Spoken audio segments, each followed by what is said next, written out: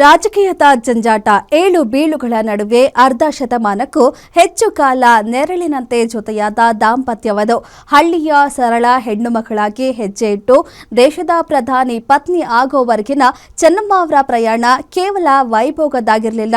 ಅಧಿಕಾರದ ವೈಭವ ಕರಗಿದ್ರು, ಕಾಲದ ಚಕ್ರ ಉರುಳಿದ್ರು, ಕೊನೆ ಉಸಿರಿನವರೆಗೂ ಜೊತೆಯಾಗಿ ಸಾಗ್ತಿರುವ ಆ ಮೌನ ಅನುರಾಗದ ತ್ಯಾಗದ ಕರುಣಾಜನಕ ಸ್ಟೋರಿ ಇಲ್ಲಿದೆ ನೋಡಿ. ಜೀವಜ್ಯೋತಿ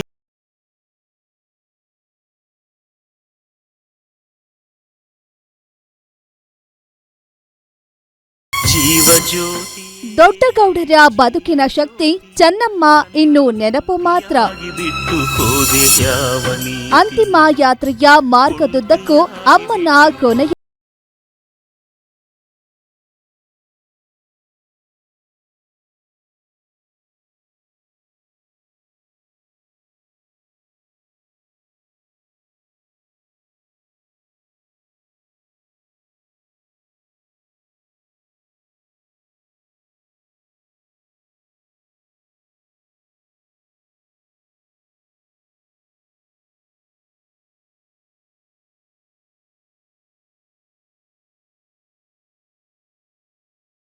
ಬರೋಬ್ಬರಿ 7 ದಶಕಗಳ ಕಾಲ ಹೆಜ್ಜೆಗೆ ಹೆಜ್ಜೆಯಾಗಿ ನಡೆದವರು. ಸುಖದಲ್ಲೂ ಕಷ್ಟದಲ್ಲೂ ನೆರಳಿನಂತೆ ಪತಿಯ ಬೆನ್ನಿಗೆ ನಿಂತವರು. ಕನ್ನಡ ನಾಡಿನ ದೊಡ್ಡಗೌಡರ ಬದುಕಿನ ಶಕ್ತಿಯಾಗಿದ್ದ ಚೆನ್ನಮ್ಮ ಅವರು ಇಂದು ನೆನಪು ಮಾತ್ರ. ಆದರೆ ಅವರು ದೈಹಿಕವಾಗಿ ಮರೆಯಾಗುವ ಕೇವಲ 3 ದಿನಗಳ ಮುನ್ನ ನಡೆದ ಆ ಒಂದು ದೃಶ್ಯ ಮಾತ್ರ ಈಗ ಕೋಟ್ಯಾಂತರ ಕನ್ನಡಿಗರ ಕಣ್ಣಾಲಿಗಳನ್ನ ಒದ್ದೆ ಮಾಡಿದೆ.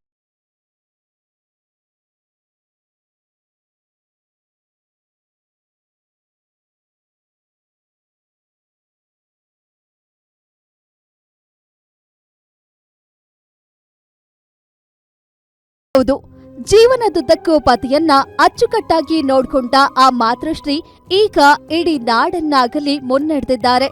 ಸದ್ಯ ದೊಡ್ಡಗೌಡರ ಧರ್ಮಪತ್ನಿಯ ಪಾರ್ಥಿವ ಶರೀರ ಹೊಳೆನರಸೀಪುರಕ್ಕೆ ತಲುಪಿದ್ದು, ಮಾರ್ಗದುದ್ದಕ್ಕೂ ಅಮ್ಮನ ಕೊನೆಯ ದರ್ಶನ ಪಡೆಯಲು ಜನಸಾಗರವೇ ಹರಿದು ಬಂದಿತ್ತು.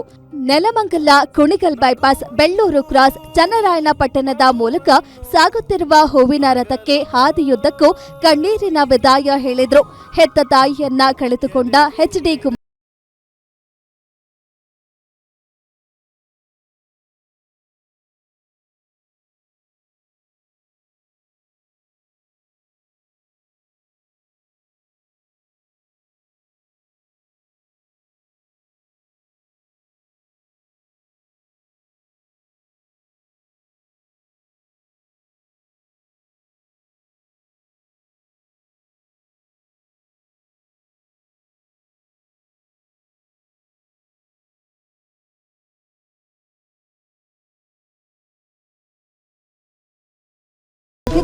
ಪೂಜ್ಯ ಮಾತೃಶ್ರೀ ಚೆನ್ನಮ್ಮ ದೇವೇಗೌಡ ಅವರ ಅಂತಿಮ ಪಯಣ ಭಾವುಕ ಕಂಬನಿಗೆ ಸಾಕ್ಷಿಯಾಗಿದೆ.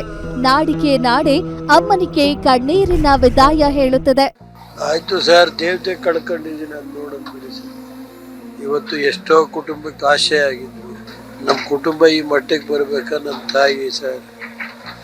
ಇವತ್ತು ಏನು ಹೇಳೋದು ಗೊತ್ತಿಲ್ಲ ಸರ್. ನಮ್ಮನ್ನು ಬಿಟ್ಟು ತಬ್ಲಿ ಆಗಿದೆ ಸರ್.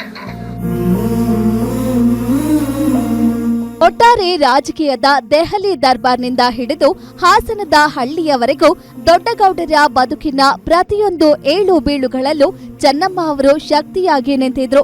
ವೀಲ್ ಚೇರ್ ಮೇಲೆ ಕುಳಿತು ಒಬ್ಬರಿಗೊಬ್ಬರು ಸಾಂತ್ವನ ನೀಡಿದ, ಪರಸ್ಪರ ಕೈ ಹಿಡಿದು ಬೆಚ್ಚಗೆ ಸವರಿದ ಆ ಕೊನೆಯ ಕ್ಷಣಗಳು ಇತಿಹಾಸದಲ್ಲಿ ಪ್ರೀತಿ ಮತ್ತು ನಿಷ್ಠೆಯ ಸುಂದರ ಕಾವ್ಯದಂತೆ ಉಳಿಯಲಿವೆ.